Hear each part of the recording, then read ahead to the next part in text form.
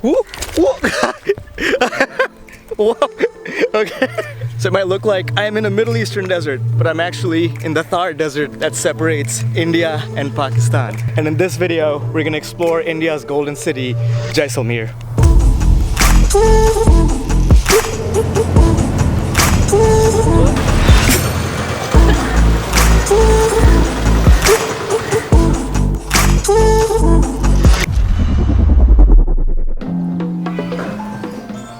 It's almost 3 p.m. right now and I am in Jaisalmer in western Rajasthan. It's called the Golden City actually because it's so close to the golden sand dunes, and also it seems like every bit of architecture in the city is the golden color because it's all almost made from yellow limestone. Even my hotel is completely golden.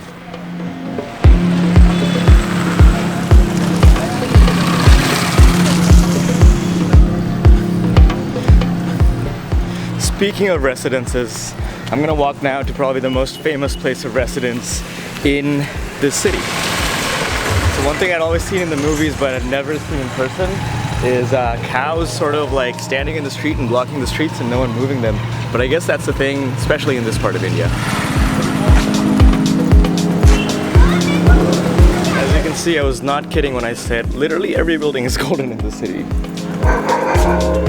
So if you follow Google Maps in the city, you're definitely gonna go through some very interesting alleys like this one. Just watch out for pigeon poop on top of you.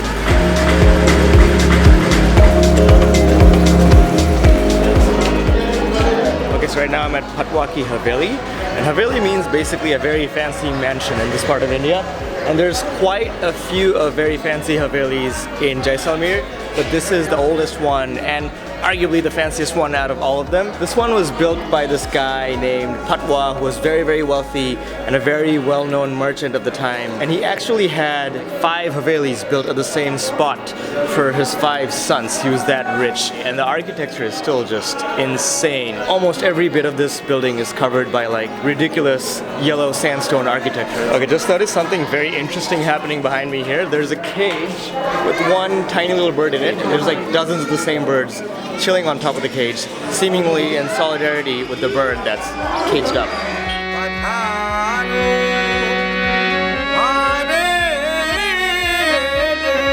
So there's also a lot of handicraft shops right outside the Haveli, which look very similar to the ones I saw in Jodhpur.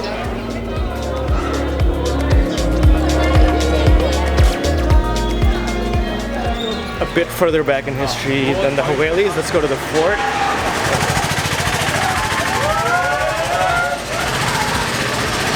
Sidewalks are definitely not a thing here. We can't really talk about this city's history without talking about the city's fort. The good thing about this city is that all of the attractions are like within 2 to 3 kilometers of each other. So you won't be walking very long if you're walking between places.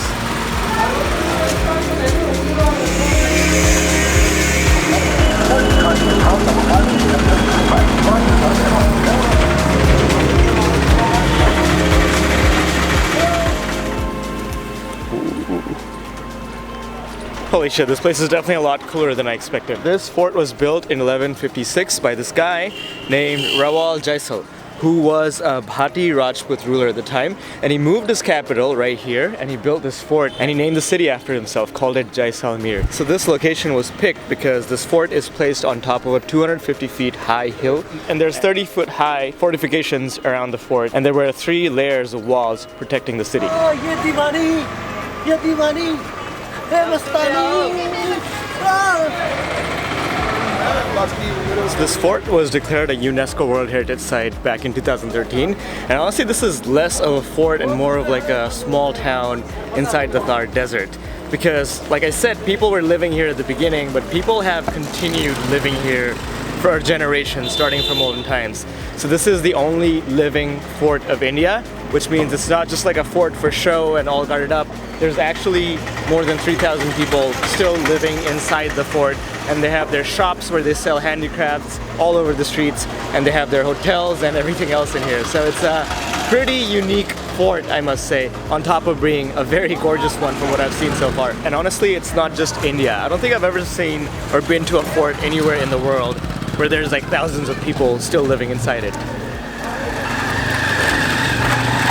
Just like everywhere else in the city, there are cows inside the fort too. So now I'm next to this building called the Rajaka Mahal, which is basically the main palace for the king of Jaisalmer for a long time. So it seems like riding motorbikes is a huge part of culture in Rajasthan in general, but especially in this part, in Jaisalmer and also in Jodhpur. So I'm in front of this very pretty temple right now. It seems to be closed, but there are actually quite a few prominent Jain temples in Jaisalmer. So I'm right by the outer walls of the fort of Jaisalmer, and through the walls you can see the whole city, or the rest of the city outside the fort behind me. And even inside the walls you can see the houses of the people that live inside the fort here.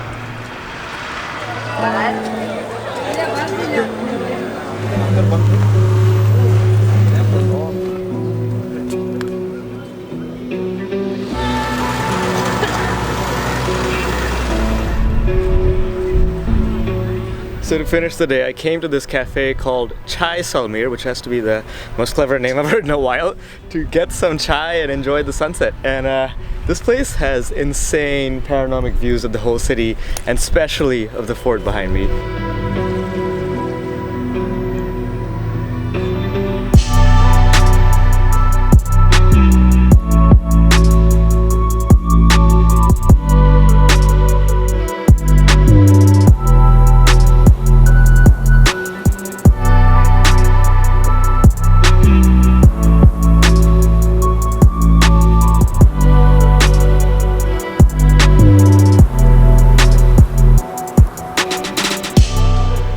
Definitely getting a little bit chilly, but I got myself a pot of tea, which should be a couple of cups to keep myself warm until I really have to go.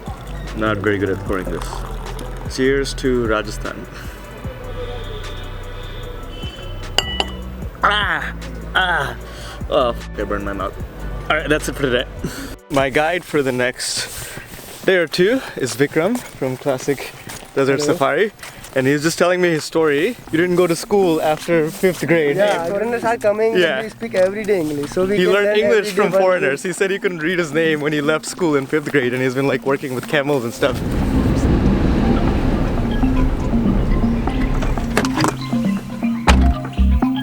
So I finally arrived at the campsite itself. So I am in the Thar Desert. I was actually in the desert for a while, but this feels more like the desert because I'm on sand, finally. The Thar Desert is also called the Great Indian Desert. So it's one of the 20 largest deserts in the whole world and has an area of over 200,000 square kilometers. And it acts as the natural barrier between India and Pakistan, at least to the south and the middle of it. So I'm actually staying in this camp overnight in these super deluxe tents that are like surprisingly really nice.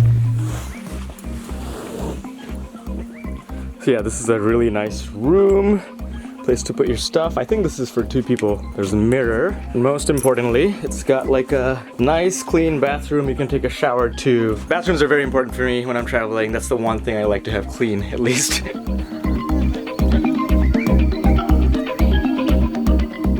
Okay. This is happening. So cute. They're a lot bigger than I remember, and they look like dinosaurs almost sometimes. So I sit on here. Whoa, whoa. Whoa. Okay. So this one is the biggest camel apparently. So I'm pretty freaking high. What do you want, boy? This ride is a little more bumpier than I expected, making noises. Definitely in the sand dunes completely right now. You can see there's sand on pretty much every side of me. So you don't really see a lot of camels when you're in the big cities like Jaipur and even Jodhpur. But camels are the state animal of Rajasthan, and there's more than 200,000 of them. Woo, boy. In Rajasthan alone. Obviously they're known as the ship of the desert because for centuries and thousands of years, people have just relied on camels to traverse these deserts. Today, there's not as many as there used to be because there's tractors and other technology that can kind of do the same job, and these are becoming more and more expensive to maintain. But you can still come to Jaisalmer and get a ride for 2 hours or even up to like 20 days from what Vikram was saying.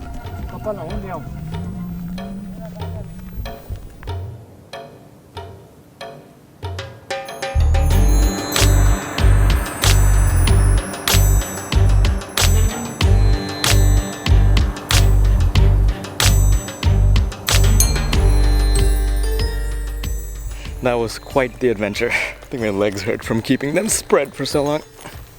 So we've come to a spot after a little bit of a safari. And we're preparing tea for the evening, or chai.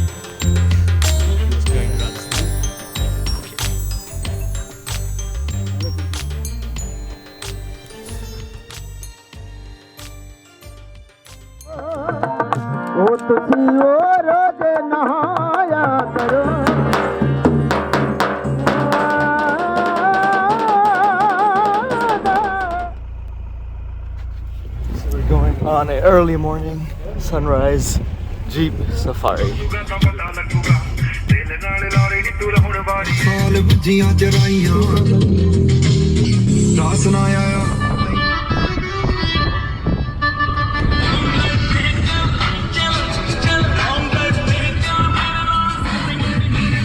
So yesterday night was super chill. I'm in the middle of a 7 a.m. Jeep safari.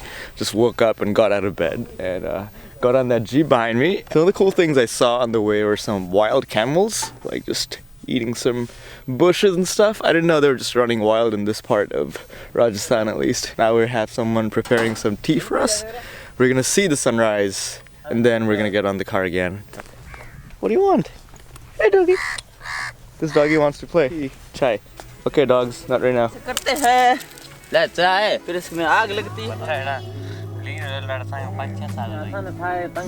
Sun is finally coming up.